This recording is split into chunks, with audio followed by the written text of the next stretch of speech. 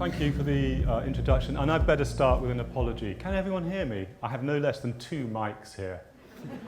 So this is a belt and braces presentation. Okay, so I should have start with an apology because I simply parachuting into Reykjavik and I have to go, unfortunately, this afternoon. My apologies. I gather this is actually quite a buzzing conference with lots of Brits, Australians, French, and all sorts, as well as Nordics. But I shall try and direct some of my material to the Nordic context in particular. Okay? And my theme is really taming corporate strategy. And that reverts perhaps to an idea. Am I still on? Yeah? No? Switch off another microphone. Ha. Okay. My theme, taming corporate strategy, relates to something that I was writing about in the early 1990s. Does strategy matter? I believe it does. And that is the theme of big strategy. I'm also going to talk about open strategy, which relates to a strategy as practice research project that I'm working on at the moment. Can you hear me at the back? Is that because it's being microphoned, or is my voice is projecting? No, it's okay. It's okay. Thank you very much. It's okay. Faint praise. Okay, so I'm bringing together 2 themes in my research, and if I were to use a cliche, do a Hollywood pitch for it, I would be talking about combining, notice the Swedish version, with a Nordic theme. What I'm trying to do is bring together for my Reykjavik pitch some work I've been thinking about on big strategy. In other words, that strategy matters, and the strategy disciplines, strategy researchers, don't take that enough into account. On the other hand, I'm also adding another theme, a historical project on the changing practices or practice of strategy. And I summarize that with some work I've been doing with Bashak Yakis Douglas and Ludwig Kaiwe on the way in which strategy is opening up. And my opportunity here, and in a way, it's the first time I've done this, is to try and bring these 2 themes together. Big strategy, strategy matters, for all sorts of reasons, to society as a whole, and opening strategy as possibly one route, one mode of controlling, monitoring, and governing that big strategy. Okay, so I'm bringing those 2 themes together for the first time. So you may sometimes see the joins. This is not totally integrated yet, but thank you for the opportunity to try this. Okay, so what I'm going to be talking about, if I was talking to provide some sort of summary, I'm interested in the way we should tame corporate strategy. There's big strategy out there, it makes a huge difference, and I shall explain that particularly through the lens of granular economics, which is a theme which has been developed quite recently in macroeconomics particularly, but I think has big implications for strategy. Okay? Then I'll talk about my notion, my approach on effectively granular economics, which is this big strategy idea. Go through open strategy, and then I'm going to think about what different management and economic theories imply for how we should tame the corporation, taming corporate strategy. And in particular, I'll look at transaction cost economics and institutional theory to suggest that we can tame corporate strategy, yes, through markets, yes, through hierarchies. Those are well-known transaction cost themes. We can also tame corporate strategy through regulation, an institutional theory approach, but also through normative regulation. And normative regulation will rely, my argument will be, on opening strategy up. Okay? And that is how I hope to complete the circle, moving from big strategy to open strategy. Open strategy has the potential for adding to our governance, our regulation, our governance, I'm going to use that word, of these large corporations which have big impacts, the big strategy thing. So that's how I'm going to try and put this all together. I hope that makes sense. I'll come back to this at the end just in case it doesn't. Okay, and I'll give you your chance. Okay, so granular economics. There's a guy called Xavier Gabet, who's at the NYU Stern, who's wrote a paper a couple of years ago introducing this idea, which I find quite intriguing.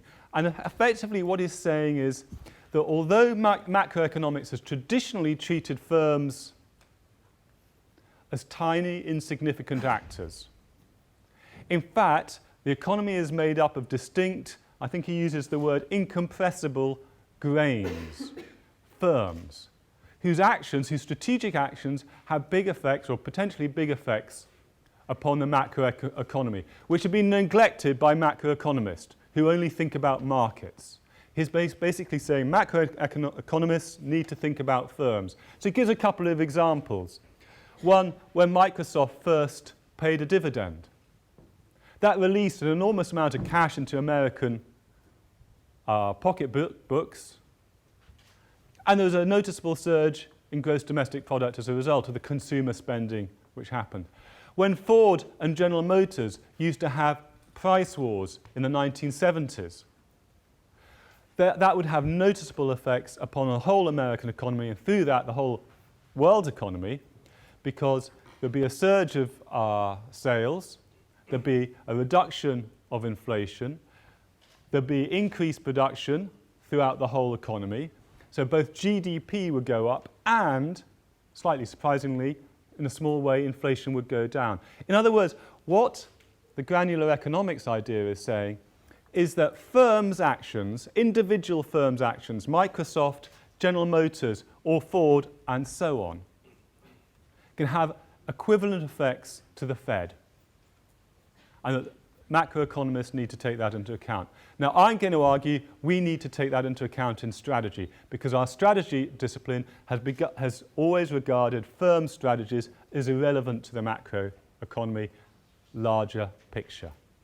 And I think we should start paying attention to that. So that's Xavier Gabet. We have, on the whole, though, ignored this granularity of the economy, partly because so much economics and strategy has been born in the USA, where the largest corporation in the world, Walmart, just accounts for about 3% of GNP, and everyone else is much smaller. And also because the United States, and the strategy discipline in particular, has a particular ideology, which is a market ideology, where the market will sort things out anyway. We don't need to worry. The Strategic Management Society itself as a discipline originates in the early 1980s. It was founded in 1981.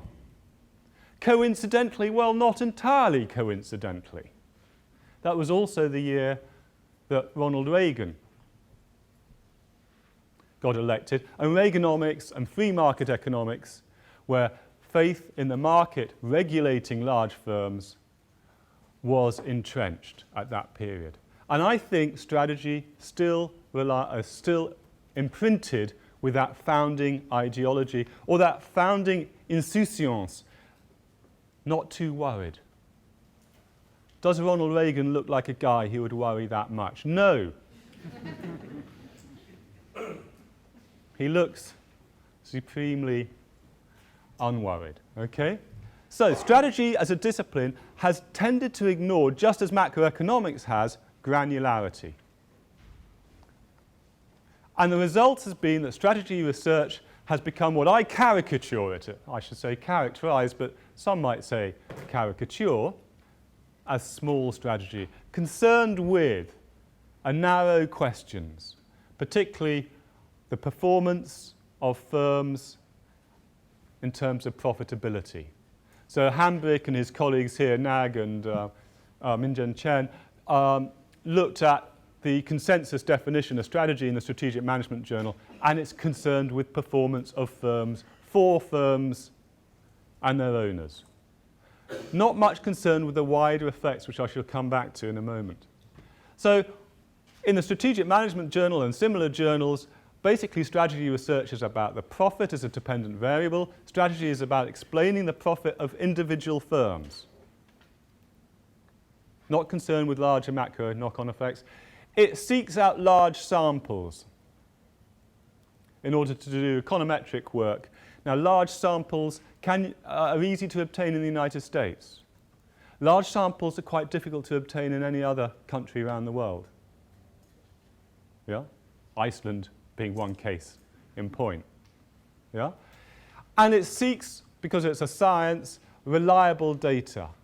And again, you would not choose to go maybe to India or China to find reliable financial data. You probably, though it's not perfect, would prefer United States data. So small strategy has tended to concentrate on profit, on just explaining profit. It has tended to concentrate its empirical work on large sample industries. In other words, competitive industries made up of medium-sized and smaller-sized firms competing against each other. Large firms, extraordinarily large firms like Google or Facebook, would get deleted as outliers in any sample. And these samples tend to be from one particular place, one very important place, that is the United States, but ignoring many other economies. Okay? So strategy research, I think, has tended to concentrate on small stuff. There we go. But the rest of the world is a lot more granular. Now, if Gabay talks about grains of sand in the US economy, in the Nordic world, and indeed most of the rest of the world, you have great big rocks and boulders. And these are firms which you wouldn't really, in any objective sense, want to delete as outliers in a large econometric modelling exercise. They're just too important individually. So, if you just take Nokia, whereas Walmart was, 3% of the US economy, Nokia is about 15% and falling. Statoil, about a third. And it's not just these great big rocks in individual economies. A lot of these firms are highly networked. Just to take the Wallenberg network through Investor, they have important stakes, strategic stakes, in most of the key industrial corporations of Sweden. Somebody can tell me that some are missing, but those are pretty influential corporations. And Landsbanki here in Iceland, too, which went bust and was nationalised, I think. People will know the story better than me. Accounted for about 40% of Iceland's corporate lending. So see, these are not grains of sand. These are rocks. We should care about these. These firms have big effects. Their strategies can tip a whole country, or the strategies of a handful of investment banks in New York can tip a whole world economy into a great recession. And their strategies, therefore, are big. They matter. And that's what I think we should be talking about. And their strategies do not necessarily correspond to the North American, or I should say the American ideal. Nowadays, we should assume not private ownership as the norm, but state ownership as a more or less equivalent. If you look at the largest 10 corporations, 4 of them are state-owned. Walmart is family-owned.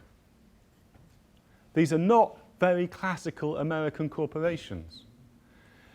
Large proportions of the Chinese, Indian, and Brazilian capital markets are state-controlled enterprises.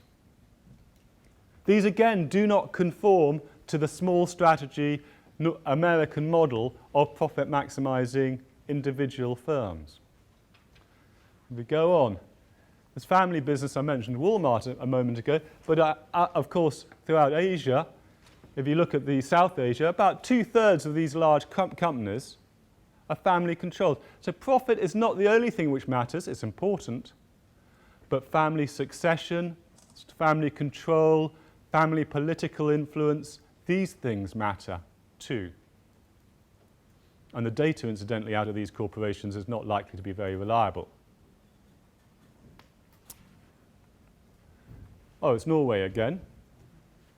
But we also have these other powerful economic actors, where you'll notice that the Norwegian Sovereign Wealth Fund, so it's twice the size of the Norwegian economy as a whole. These are big actors, and things like the Abu Dhabi Investment Authority had a big effect upon the financial markets during 2008, 2009. They owned 60%, a large, no, I should correct my figure there, a large proportion of Citigroup at some point, and propped it up. So we have some powerful actors out there whose strategies can make a big difference to the world. Yet, small strategy research has just concentrated on profit in one part of the world, with, in one sort of industry, highly competitive industries, many sorts of firms. Have I just dislodged something here? Okay. So, what I'm going to talk about then is that we need, as well as small strategy, to do some big strategy research. And this is my characterization of big strategy research. It starts with impact. It does not assume that profit is all that's going to matter, or that profit is all that's going to be of significance to the rest of the world. Many firms are not run for profit reasons, and many firms' strategies have repercussions which extend far beyond profit, for the reasons I just suggested. Okay? So we need to think about all the outcomes of firm strategy way beyond financial performance. And so I'm going to argue that we need comprehensive dependent variables. Now that might be the effects upon innovation in an economy. Nokia would be an example, not just profit. Employment, growth, internationalization, those sorts of things, but also political influence. Yeah, you think of the Chinese companies or even the Murdochs. We need to sample on firms that matter. The most interesting companies, I would say strategically, of the last few years are companies like Google, Facebook, LinkedIn, those sorts of companies. The Strategic Management Journal has not published a single article focusing on those companies. It much prefers big databases. Yeah? So we would want to focus on firms that matter. So we would focus on Walmart, not on a sample of 10,000 retailers, because Walmart is more important than 10,000 retailers in the United States. Yeah? And we would look for significant data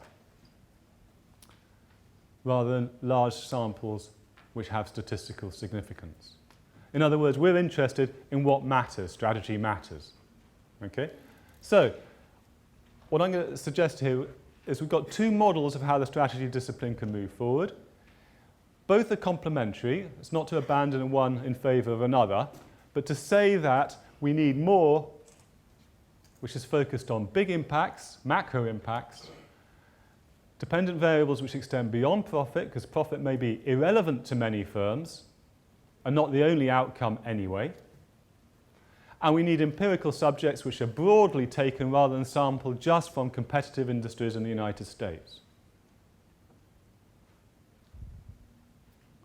Okay? Now, there are some big strategy researchers out there already, I would say. In one way or another, whether they'd accept this label or not is unclear. But I think Michael Porter has always brought a concern for national issues to his work. And Ranulph was, wherever he is, was talking about his work on clusters, which is inspired by Michael Porter's work. I mentioned the diamond here, but he's very interested in national competitiveness.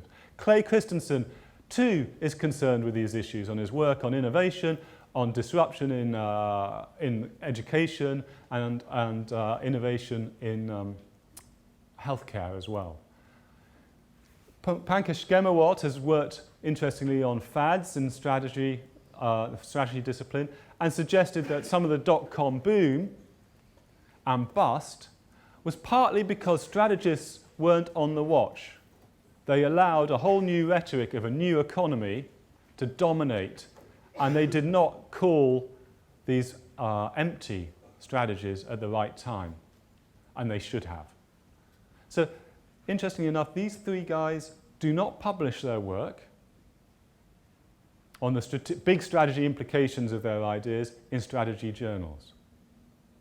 Interestingly, though I'm sure one might find other examples, they're concentrated in one business school effectively. Pankaj has now moved to Spain, but nonetheless, Harvard Business School.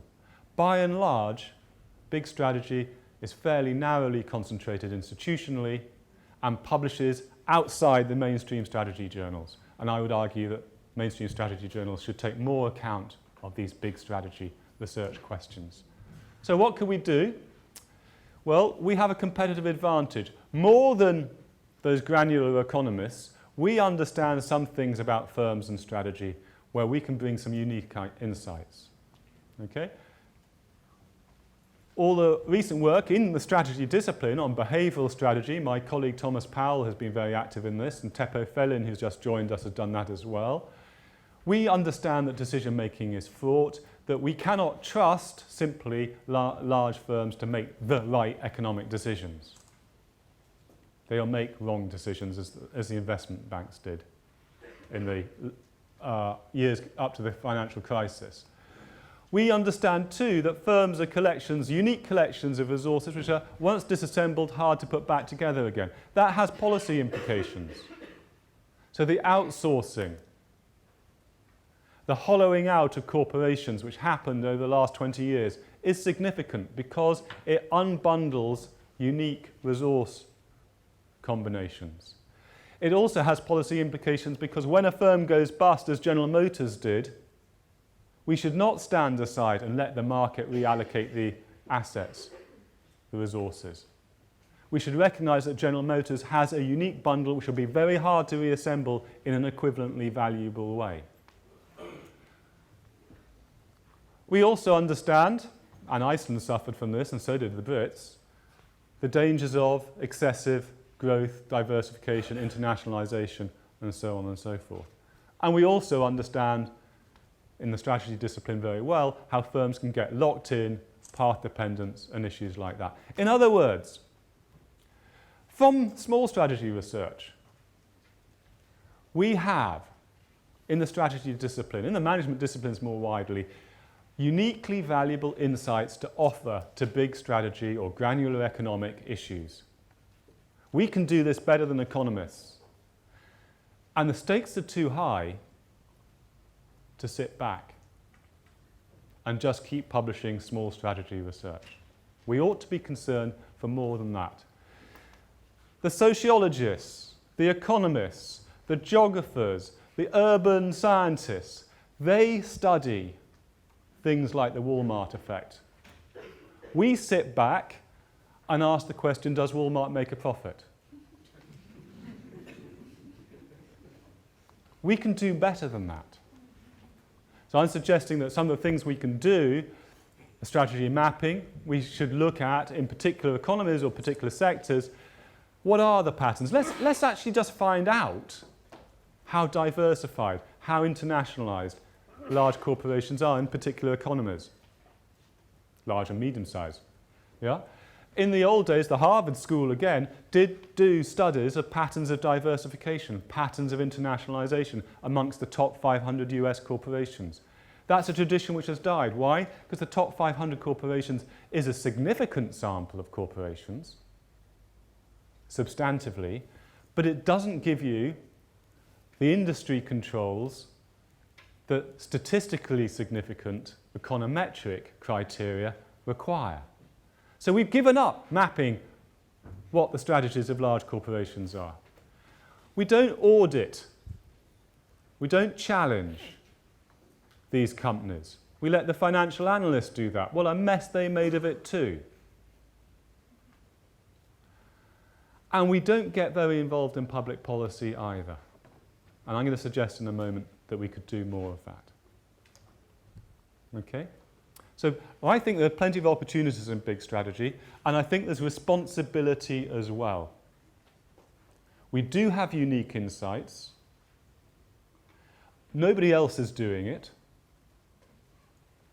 And the consequences of allowing firms unqueried, unquestioned, to pursue their strategies live with us in the Great Recession of the last 5 years. And we were warned as Gemmerwatt has talked about, we'd had the dot-com bust only 10 years before. Less than that.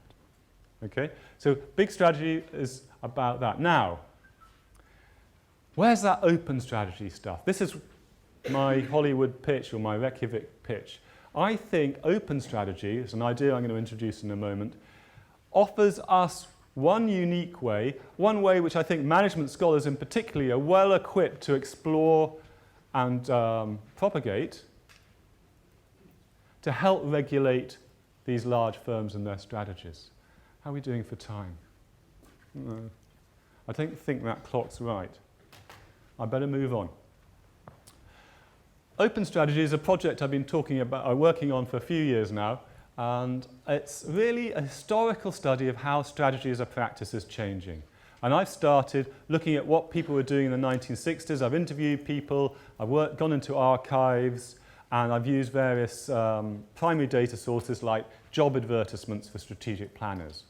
So there are all sorts of data I'm putting together, but basically I'm looking from the 1960s to today and beyond. How has strategy as a practice, as a kind of work, as an industry, as a profession, those sorts of words, how's it changing? Now, there's Oliver Williamson, some of you will recognise. And again, just to take a quote, in the old days, strategy was somewhat closed. It was done by an elite, separated from operations. It was closed. And the progression that I'm going to suggest that we're currently experiencing is towards more open approaches to strategy. Okay? And that is part of a more general trend. After all, we have open innovation, we have open source, I'm not quite sure what I'm going to get now, open manufacturing, we have WikiLeaks. Yeah? And I insist on this because I'm not suggesting that open strategy is unambiguously a good thing for firms, nor is it necessarily chosen, unlike maybe open innovation. It will be imposed anyway. And the last of them is open strategy. So strategists are a little bit behind on this. But I think as part of a general trend, the opening up of strategy as a practice is something that offers possibilities for the regulation of big strategy. Okay? So what's open strategy? It involves both transparency and inclusivity. There's two dimensions, and it can be both internal and external. Some of you will recognise there's a 2x2 coming, and I'll fill that up in a moment. Okay? So we're talking about, whereas open innovation is mostly the relationship with external firms, we're talking about internal processes as well. We're also talking about transparency, what I call show, and inclusion, what I'll call ask. Okay? So increasing transparency. What we see, if you take the long view, if you take the view from Oliver Williamson in the 1960s and 1970s, we now have, partly facilitated, but only partly by technologies, a willingness of chief executives to engage much more. Okay? And I will give you a little bit of historical data on strategy presentations as an illustration. And at the same time, people ask. You'll see I've been doing a little bit of work with a large bank, Barclays, on how they use jamming to engage with IBM Consulting, to engage people more in their strategy process. Okay? They use wikis, social media, and all sorts of things to engage much more than they did. Okay? An open innovation here I'm just going to characterize as one aspect of a broader phenomenon that is open strategy. Innovation is a strategy. It's one particular instance of a broader phenomenon. Okay? What I'm not talking about is democracy. This is showing, this is asking, it's not deciding. Okay? So, ooh, that's horrible, isn't it? Anyway, I'm filling in my 2x2 with examples, blogging or jamming or strategy updates, which I'll give you some data on in a moment, platforms, roadmaps, the sorts of things that Intel does, for instance, to share with its various complementary producers its future strategy for its particular chips. So others can anticipate what they're going to do and manufacture the sorts of products that can use them or facilitate them. Okay? So what I'm going to suggest is this is driven by, probably I'll go through this, 4 dynamics. I hesitated to say forces, though as a strategist I was tempted to. Economic, social, cultural and technological. In other words, what I'm saying here is that the way in which firms are changing, for instance collaboration, Intel has to manage an ecosystem and therefore has to be open about its strategy to a greater degree than in the old days. Powerful stock markets demand greater explanations of what's going on to investors and analysts. Transnational corporations are too complex to manage everything from the centre. Things like reverse innovation are examples of stuff coming from the bottom as well as from the top and from the centre. Disclosure regulation, Facebook culture and so on and so forth are making us move much more. The baby boomer generation is moving from company to company much more willingly to we're a freelance nation and so on and so forth. And I mentioned some of the electronic things which enforce this. So what I'm suggesting is if you look at the big picture, the historical trend, strategy has changed as a practice. There are exceptions. There are counter tendencies. For instance, the rise of private equity has taken some companies to a more private basis. But the overall trend is in something in this direction, away from Oliver Williamson's elitist practice to a more open practice where chief executives blog and jam and take electronic votes and other things like that. Okay? I'll just give you an example of the data. What I've been following particularly is strategy updates to analysts. It's a fairly new phenomenon. This is an example. Anthony Jenkins at Barclays, a bank which got into some disgrace in the United Kingdom in the last few years, trying to clean up the company, gives a strategy review, talks about it both to the media and to analysts. It's all videoed, it's all on the website, it's all very public. This sort of phenomenon has increased historically. So that about a fifth of firms now, large firms, are doing these pretty regularly. Okay? It wasn't happening 15 years ago. Just as an illustration. So, what's open strategy, this tendency, I hesitate even to call it a trend, but a tendency at least. What's this tendency towards more open approaches to strategy imply for big strategy? I am trying to close that circle. But you may be seeing the joins. Okay, opening strategy I think implies new modes for, or additional modes for taming corporate strategy. And I'm going to go back to transaction cost economics and another 2 by 2. So transaction cost economics says, yep, markets can regulate. That's very much the Reagan, the spirit of small strategy. Alternatively, you can use hierarchies, Chinese capitalism, state capitalism. Yeah? Institutional theory, Dick Scott and people like that, would talk about regulation. And regulation of additional regulation of financial services industry has been a very big part of what's been happening over the last 5 years, maybe an inadequate part. And why? Because people grasp that regulation struggles with the complexity of and dynamism of things like financial services. So I'm going to suggest that we can draw on institutional theory which talks a lot about norms governing behaviour. We can draw on institutional theory's appreciation of the role of norms, social norms in society, to add to our armoury for governing the big strategies of powerful, significant corporations. And in particular, we can harness them by opening strategy up. So we've got hierarchies. And I did a bit of COD, transaction cost economics, for suggesting where hierarchies might work better and where markets might work better. This is my first attempt at this. Regulation. One of the, actually 3 pillars that Dick Scott talks about in institutional theory, regulation. And then norms. My suggestion here is that open strategy, obliging firms to open up more and say more about their strategy, both internally and externally, will effectively offer a better way of governing these large firms' strategies in certain circumstances than the other three alternatives: markets, hierarchies, or regulation. In particular,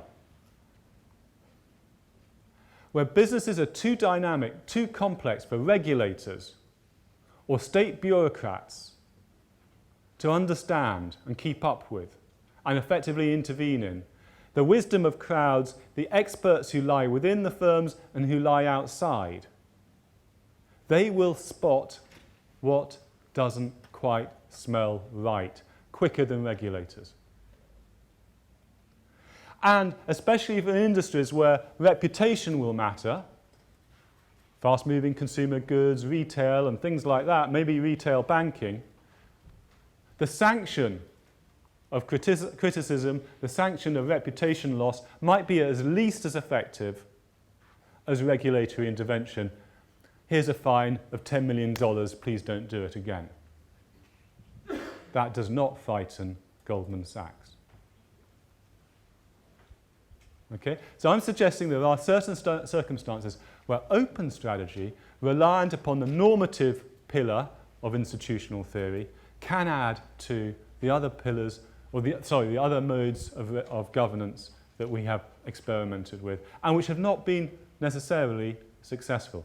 It depends on sector conditions. It's not a universal solution, but it's one additional instrument. Okay? So if I'm trying to pull this together, taming corporate strategy, I think in a granular world, in a big strategy world, the strategy discipline has an obligation, has a responsibility to do more. Open strategy can be part of that. It's not the whole of it, but encouraging policymakers and legislators to open up corporations more can provide a means of, for some sectors, some sorts of firms, giving them more accountability, providing better governance. So markets, hierarchy and regulation have their place, but we can use open strategy notions to give normative regulation or normative control a greater share of what's going on. So, in sum, granular economics, we need to address big strategy issues more than we do so far. Some do, but few, and outside our research journals. There are things we can do as strategists, and we're particularly well equipped to do. Mapping what's actually going on, auditing particular companies, and providing guidance on public policy. And the particular theme that I wanted to present today, drawing on my changing practice of strategy research, is that we can do more to encourage openness. And that should be part of our agenda as well. And with that, I'll finish. Thank you.